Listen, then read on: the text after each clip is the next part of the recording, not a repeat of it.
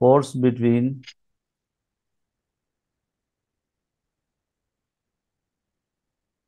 Charges. ठीक है, किस चीज पे डिपेंड करेगी फोर्स? आपको बताए, लाइक चार्जेस क्या करते हैं? अट्रैक्ट करते हैं, रिपेल?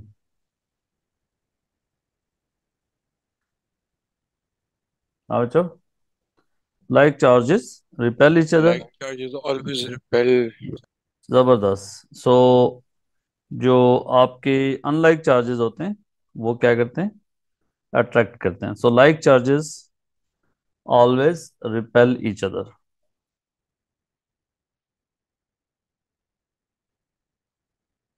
एंड द फोर्स जो उनके बीच में होती है वो किस फैक्टर्स में डिपेंड करती है वो हम बात करेंगे। And unlike charges attract each other. Got it? So force depends on what factors. Let's say you have two charges.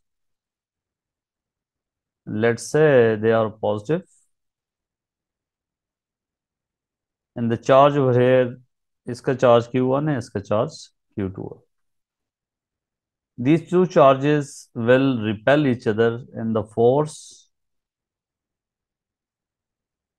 जो जिससे ये एक दूसरे को रिपेल करेंगे, that force must be equal, or this is because of the Newton third law. If one charge is smaller and another charge is greater, even then they will apply equal force on each other. And this force depends on what factors? Distance between them. Let's say that distance is r, and that force is depends on the charges, the magnitude of the charges. ठीक है? So who proposed this relationship? कि force between the charges depends on what factors? That was proposed by, you remember, Coulomb's. So we are going to discuss Coulomb's law. So that states the force between is directly proportional to,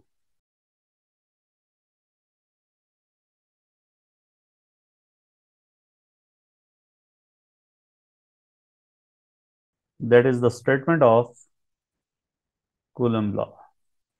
ठीक है? So force between the point charges किसको कहेंगे? कि the charges जिसमें total charge जो है वो हमें क्या लगे कि एक पॉइंट पे होता हुआ लगे। ठीक है, सारा चार्ज ऐसे अपीयर हो के एक पॉइंट पे लग रहा है।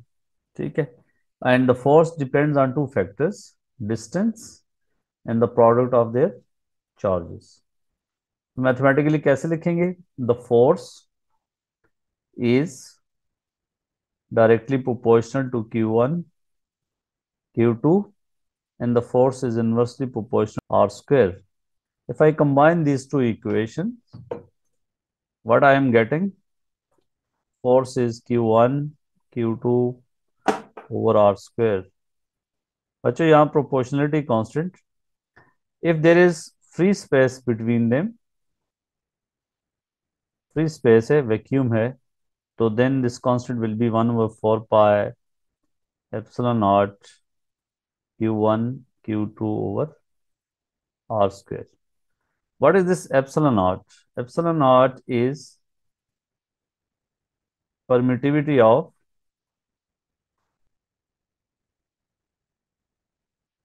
free space.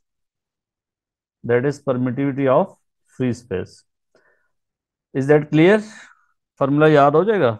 Yes, Farad sir. per meter. That is the permittivity of free Yes, space. sir. Really. And permittivity क्या होती है? कि आपका मीडियम इलेक्ट्रिक फील्ड को कैसे रिस्पॉन्ड करता है। ठीक है, और इसकी वैल्यू आपको पेपर के फर्स्ट पेज पे गिवन होगी। और बच्चों अगर आप इसकी वैल्यू निकालें 1/4 पाई एप्सिलॉन नॉट की, ये वैल्यू यहाँ प्लग इन कर लें, तो आपको वैल्यू क्या मिलेगी? आप कैलकुलेट करके भी देख सकते हो, और इसके अलावा ये पेपर में भी गिवन होती है। सो क्या वैल्यू होनी चाहिए इसकी? तो 8.99 into 10 power 9 newton meter square.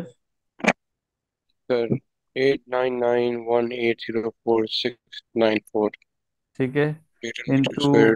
जी सर। पर कूलम स्क्वायर, ये इसकी यूनिट बनेगी। ये दोनों आपको गिवन होंगी, ये लिख देता हूँ यहाँ पे, इससे इनको याद नहीं रखना। जी सर।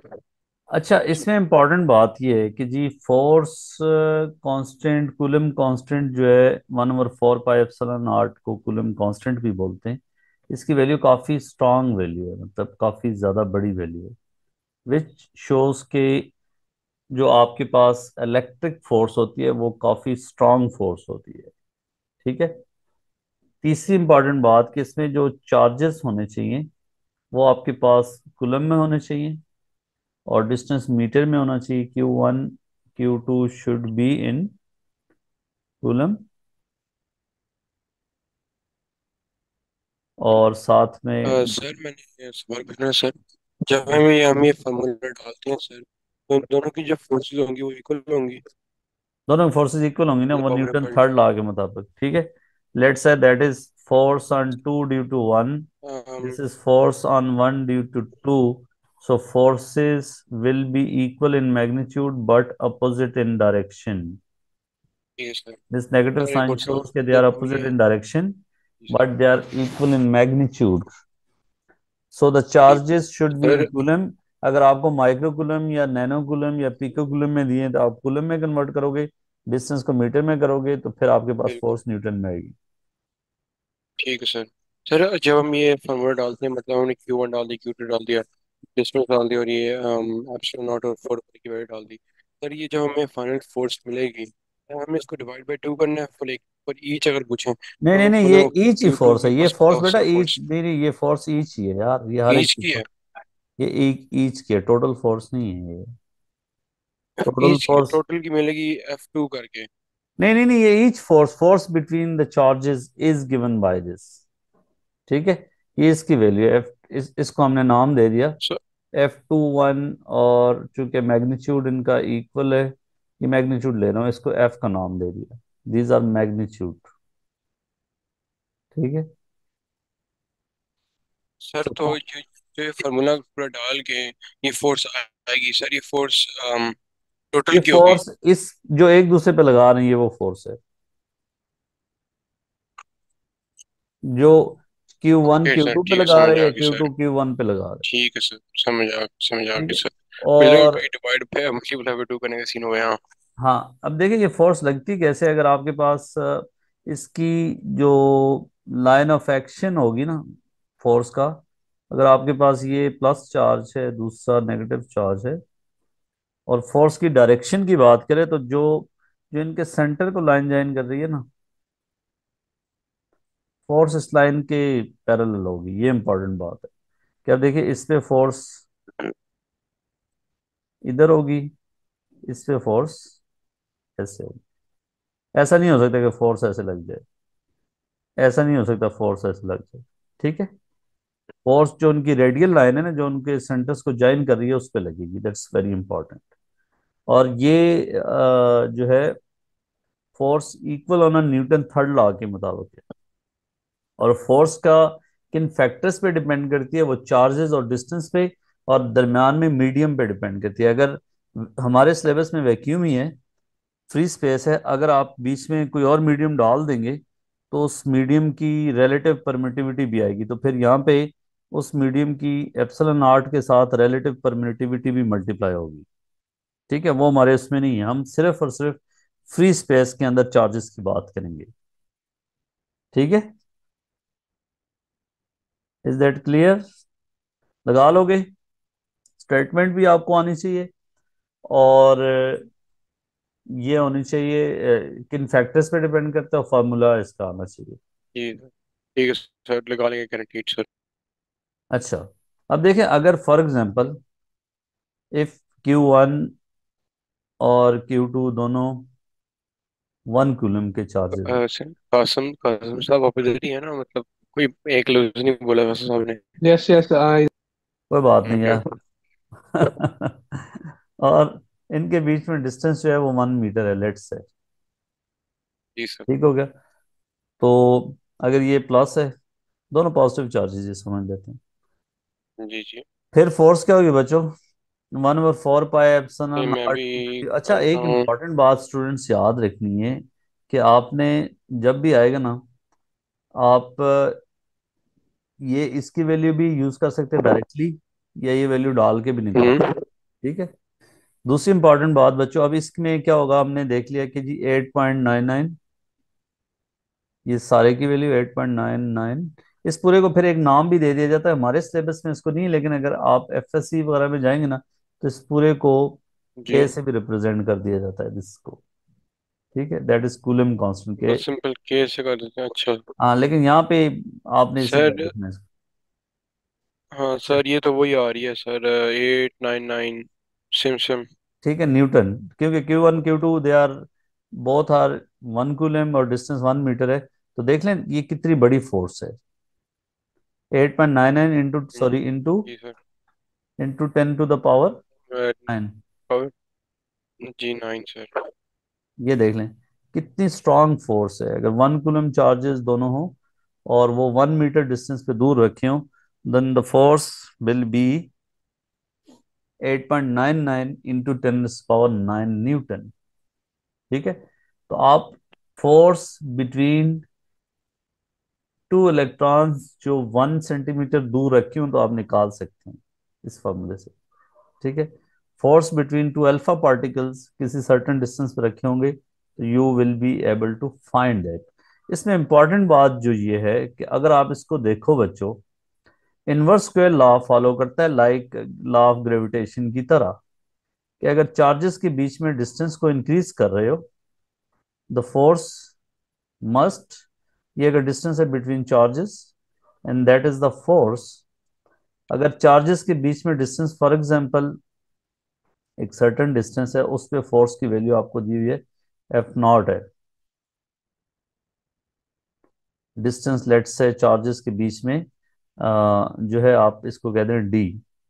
और डिस्टेंस को अगर डबल कर दोगे तो फोर्स कितनी गिर जाएगी? 2D कर देंगे, then the force will become F0/4। फिर डिस्टेंस को,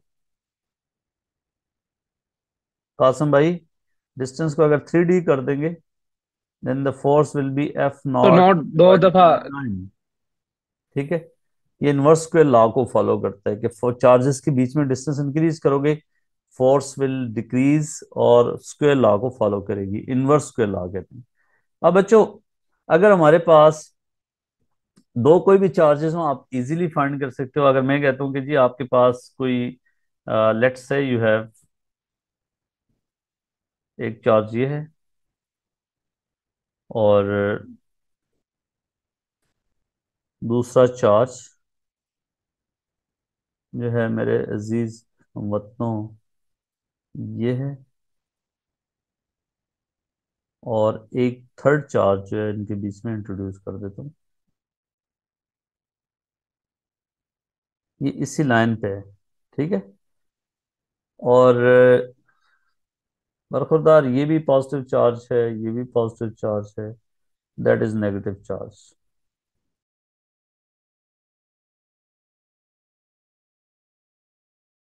सो we have to find net force on capital Q due to Q1 and Q2। ये ये सीध में लाइन में ही है। ठीक है।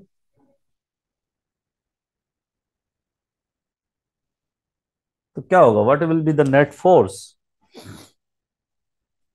कैसे फाइंड करेंगे? Force due to charge Q1 किस डायरेक्शन में होगी?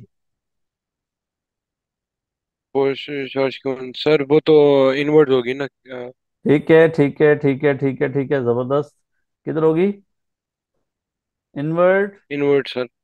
जी। ठीक है। सो और दूसरे की? सर वो भी वैसी होगी। इसकी वजह से जो चार्ज फोर्स है वो इस डायरेक्शन में, let's say that ji is तो F1। सर, जी और इसकी जी। वजह से जो चार्ज है दैट इज F2। ठीक है, so we will find F1 and F2, और उनका वेक्टर सम हम्म, फाइंड कर लेंगे। F1 क्या होगा? 1/4 पाई एप्सिलॉन नॉट। कासिम भाई याद है आपको? Q1 ओवर क्या यस। लिखूं? R1 square. R square.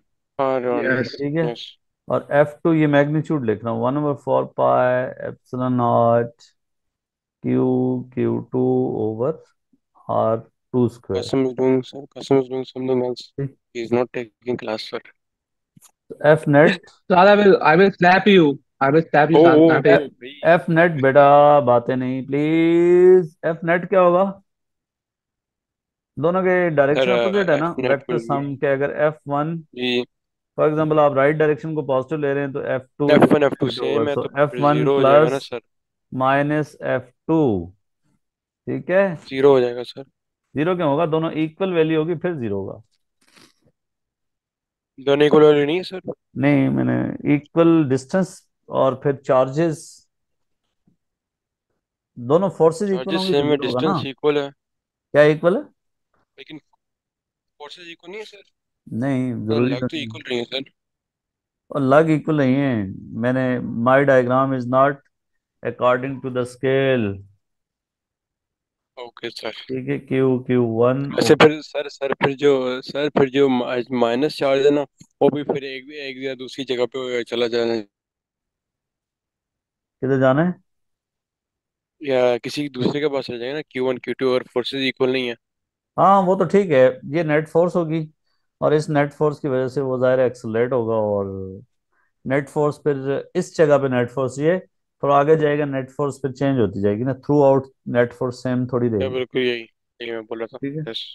तो net force between two charges कैसे निकालते हैं, अब हम बात करेंगे कि अगर आपके पास इस तरह की सिचुएशन है प्यारे भाइयों, कि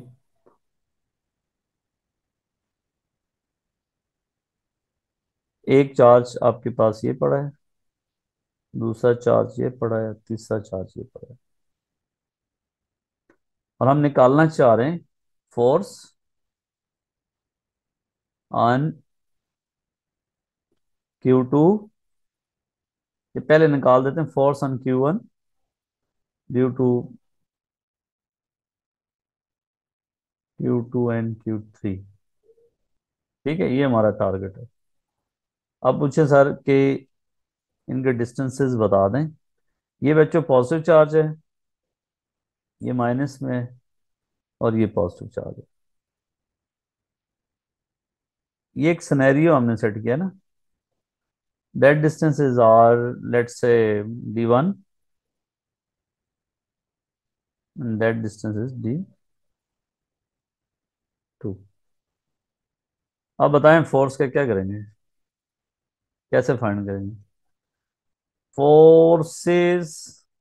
इस Q3 की वजह से Q1 पे कितना लगेगी, अप डाउन?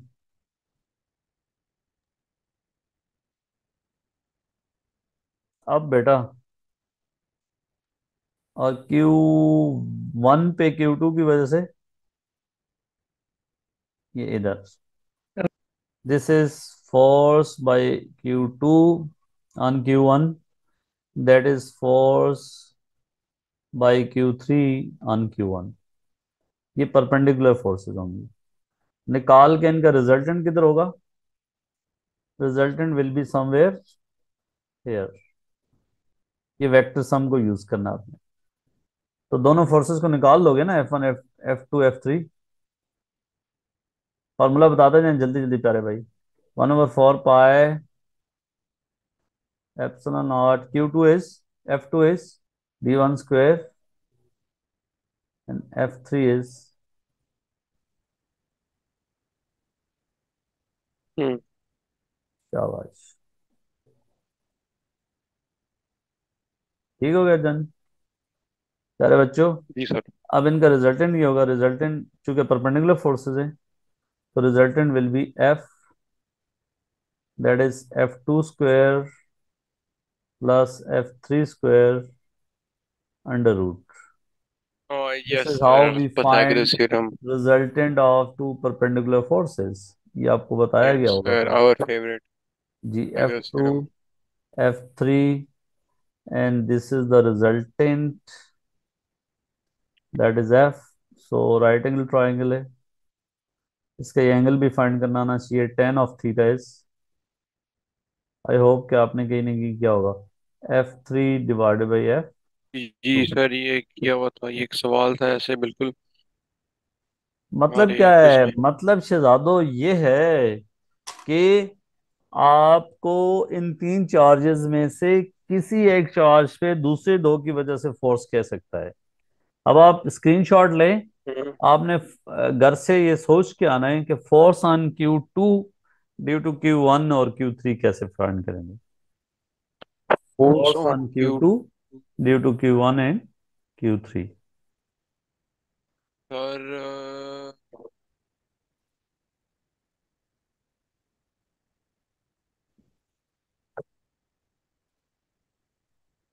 सर मैं बता तो सकता हूँ, मतलब मुझे पता है फोर्स ऑन Q2 की कितनी हो गई। Q2 मतलब तो सर पता ये चल देखें, जाएगा Q1 की वजह से।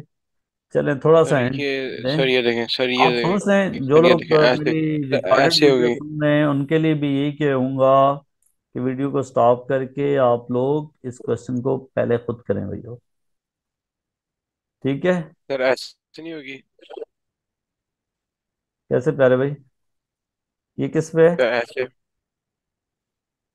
ये इस Q1 की पे वजह से? Q2 पे सर, Q2 पे सर, Q2 पे। किस चार्ज की वजह से? क्यू सर Q3 की वजह से सर, ये ऊपर जाएगी थोड़ी सी। Q3 की वजह से नीचे होगी, और आपकी तरफ होती है, क्या कर रहे हो? Q3 वहाँ की will उल्टी attract होगी, उल्टी this होगी। charge।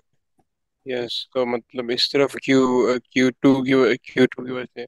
हाँ यार बिल्कुल। ओह shit, एक सेकंड रेस करना पड़ेगा सर, मैंने अभी पेन से ड्रॉ कर दिया। तो सर ये थोड़ा फिर ऐसे होना चाहिए इसको, Q1 की वजह से ये इस तरफ जाएगा, नहीं इस तरफ लगेगी जाएगा। फोर्स, हाँ।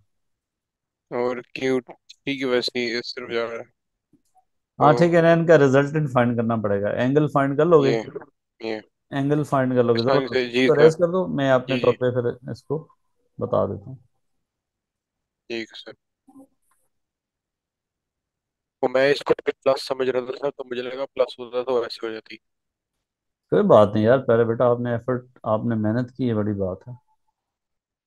तो देखो, थैंक यू। इनकी जो जो लाइन वेलकम। ज्वाइनिंग होती है ना, ये सेंटर को है। कासिम कासिम बस 5 मिनट के बाद वापस आके पूछे कुछ।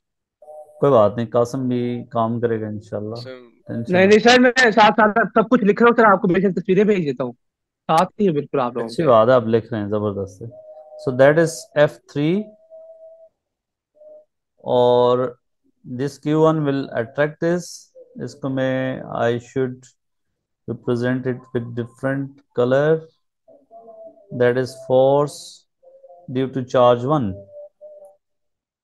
अब F1 के लिए डिस्टेंस D1 यूज होगा, F3 के लिए डिस्टेंस, ये distance, first of all you will calculate this distance, you will calculate this distance. और वो कैसे, D1 और D2 को यूज करोगे, D1² plus D2² under root, using right angle triangle concept. ये ना F3 के लिए D1 या D2 सिर्फ यूज कर लो। फिर ये दोनों फोर्सेस, सो F1 F3 निकालने के बाद you will find this angle. Angle कैसे फाइंड होगा, D2 और D1 को यूज करते हुए right angle triangle, ten of theta is D2 divided by D1। Is that clear? तो फिर दोनों फोर्सेस आ जाएंगी, F1 और F3, उनके बीच में एंगल भी पता होगा, तो इसका रिजल्टेंट निकाल सकते हैं ना हम। How to find the resultant? आप रिजॉल्विंग फोर्सेस यूज कर सकते हैं। Find the components of F3, that is F3 sin theta, and this is F3 cos theta. Then find horizontal component, which are F1 plus F2 cos theta. Add them as they are in the same direction, and Fy is F3 sin theta.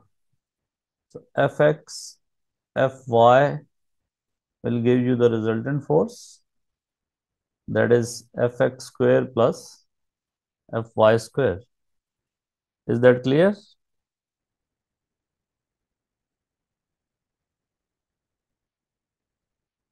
बच्चों हाजिर हो? Yes yes sir. जी। So ये मैंने आपको बता दिया। अब इस तरह की सिचुएशंस कि किस एंगल पे लगेगा रिजल्टेंट, वो भी अब आप यहाँ से निकाल सकते हो कि tan of theta is F Y और एफ एक्स। तो कैम्ब्रिज के लिए आपने रेडी रहना है कि वो किसी तरह का भी क्वेश्चन दे सकती है, ये दो चार्जेस दे के तो और वो कहे कि जी मतलब इस कैम्ब्रिज थर्ड उल्टे चार्ज, करके सवाल पूछता है। हाँ इस थर्ड चार्ज को वो कहे कहाँ पे रखा जाए, इधर से डिस्टेंस बताएं कि net force on this charge is zero. तो आप इधर से डिस्टेंस x कर देंगे, इन दो का डिस्टेंस आपको गिवन होगा, इस चार्ज से d माइनस एक्स कर देंगे, दोनों फोर्सेस को निकाल के इक्वल कर देंगे तो आपके पास x आ जाएगा। ठीक है, दो चार्ज आपको बताऊं, तीसरा चार्ज भी बता रहा हूं कि कहाँ है, इसको प्लेस करें इसके बीच में, so that the net force on this charge is zero. ठीक है। अच्छा जी, मैंने आपको बताया कि कूलम लॉ जब फ्री स्पेस होती है उसके बीच में तो उसके लिए ये फार्मूला बनता है। आगे जब आप मेडिकल कॉलेज के एंट्री टेस्ट के लिए जाओगे या एफएससी को थोड़ा देखोगे तो वहाँ पे अगर कोई और मीडियम आ जाता है, फॉर एग्जांपल इनके बीच में कोई ग्लास रख लेते हो, वाटर है, तो फिर उसकी रिलेटिव परमिटिविटी यहाँ पे इस्तेमाल होगी और इस केस में फिर फार्मूला बन जाएगा, ये वैसे ही बता रहा हूँ, then formula will be 1/4 pi epsilon not free space वाला epsilon r relative permittivity Q1 Q2 over are square. तो तो ये मतलब रिलेटिव परमिटिविटी जो होती है ये हर मीडियम की फिर डिफरेंट होती है। अब एयर सर के ये लिए, एयर की भी लगानी पड़ती है। हाँ एयर के लिए जो है ना, एयर की रिलेटिव परमिटिविटी जो होती है वो क्लोज टू वन होती है। ठीक है, तो इसलिए हम उसको हम अ, अगर एयर की रिलेटिव परमिटिविटी आप देख लें तो आपको पता चल जाएगा।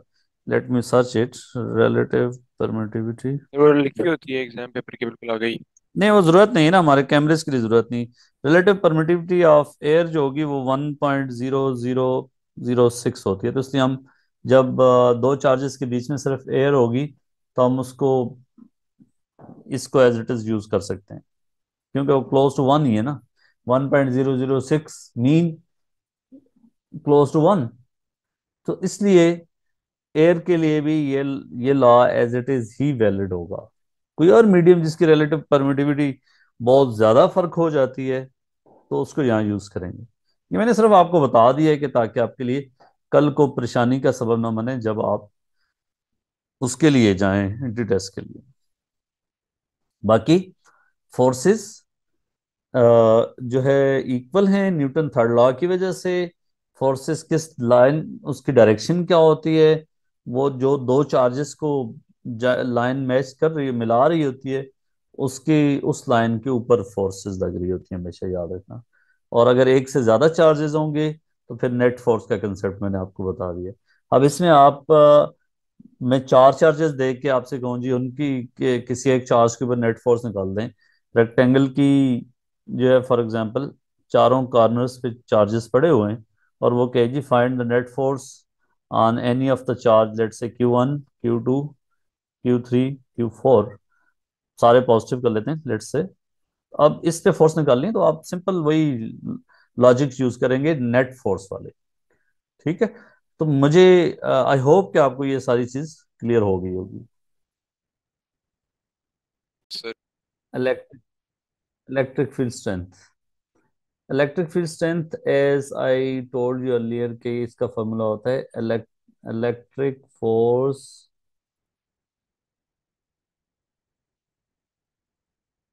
पर यूनिट पॉजिटिव चार्ज। ठीक है, तो फॉर्मूला क्या बनेगा, E is equal to F divided by Q, Q is positive, तो unit will be newton per coulomb and it is a vector quantity. की डायरेक्शन क्या होगी?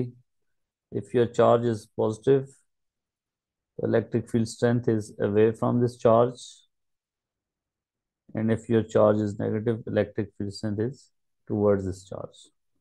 ये पहले हमने बात की है।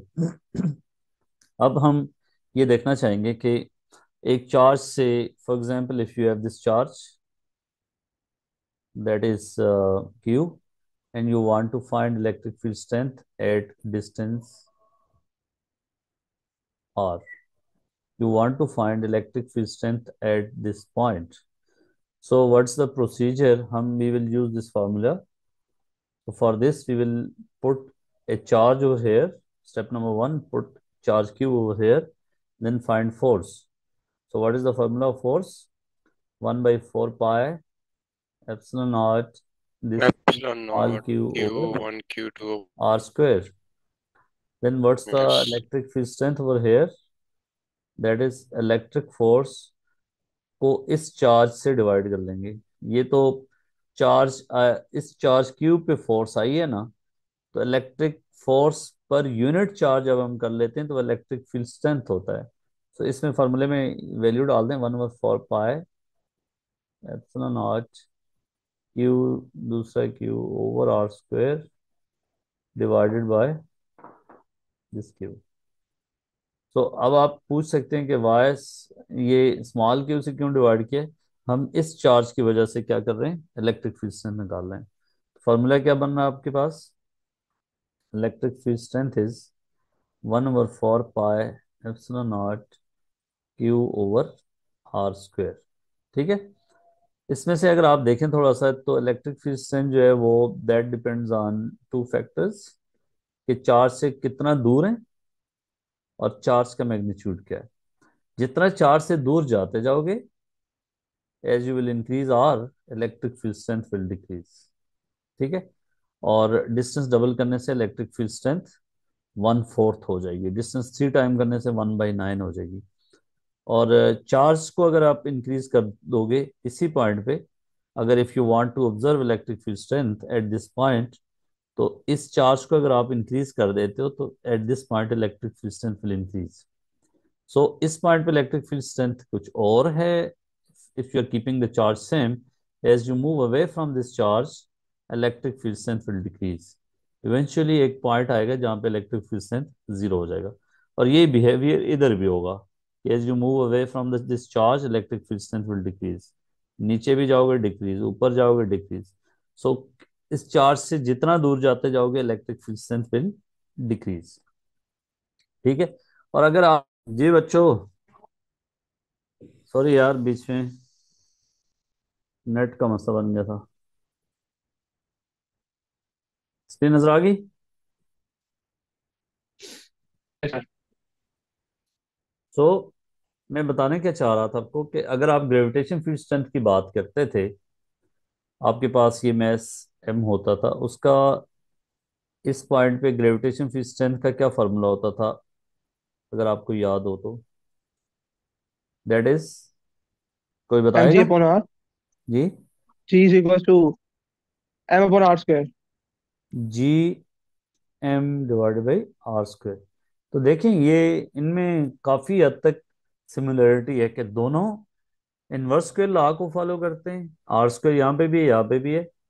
और जी बाकी ग्रेविटेशन फील्ड स्ट्रेंथ हमेशा टुवर्ड्स दिस मैस होती है, बाकी इलेक्ट्रिक फील्ड स्ट्रेंथ सर, जो आप है क्या वो, बहुत जी। अच्छा, तो आप कुछ अब देखें यहाँ पे दोनों में, अगर आपने एक चीज़ को वो याद रखा हुआ है तो दूसरी चीज़ को याद रखना आसान काम होता है। अच्छा, अब इलेक्ट्रिक फील्ड स्ट्रेंथ का लेट्स से बच्चों हम इसका ग्राफ बनाते हैं। लेट्स से बच्चों you have this, this is R distance, and over here you have to draw electric field strength. और जो चार्ज जिसकी वजह से हम बात कर रहे हैं वो ये है। ठीक है। Let's say it is, the charge is positive, और आपको कहा गया है कि on this surface of this charge electric field strength की value is, let's say e not. Zero. नहीं, ई नॉट जीरो नहीं बेटा, अच्छा। मैक्सिमम होगी ना। सो ये डिस्टेंस यस, आर पे, मैक्सिमम। डिस्टेंस आर पे ये वैल्यू है। और तो डिस्टेंस टू आर पे कितनी हो जाएगी? 4 टाइम्स कम। Yes. So distance two R पे ये 4 टाइम कम, ये इस तरह का बनेगा। तो अगर आपको प्लॉटिंग के लिए आएगा तो आई होप कि आप इसको इजीली ड्रॉ कर लेंगे, ई नॉट बाय 4, होपफुली। और that is E not divided by 9। ठीक है, ई नॉट बाय 16। अब एक ये डिस्कशन हम बाद में करेंगे कि इनसाइड दिस चार्ज, जो मेटल चार्ज स्फीयर है जिसका चार्ज जो है इसके सरफेस पे लाई कर रहा है, तो इनसाइड इलेक्ट्रिक फील्ड स्ट्रेंथ क्या होगी। ठीक है, ये है भैया। और इसकी डायरेक्शन क्या होगी किसी भी पॉइंट पे? Is it toward or away? If I want to find direction at this point, is it right or left? It's recalling यार, बता चुका हूं पहले, इट्स टुवर्ड्स राइट। भूल गए हो? तो जहन में नहीं आ रहा। यार बताया था ना, इलेक्ट्रिक फील्ड स्ट्रेंथ क्या होती है? Electric force per unit positive charge, q is positive. So अगर आप, ये भी बताया था, ये इसको रिलेट करें ना चीजों को। मैंने बोला था कि चार्ज पॉजिटिव है तो electric field strength away from the charge है, चार्ज नेगेटिव है it is towards that charge. तो ये पॉजिटिव चार्ज है, electric field strength away from this charge होगी।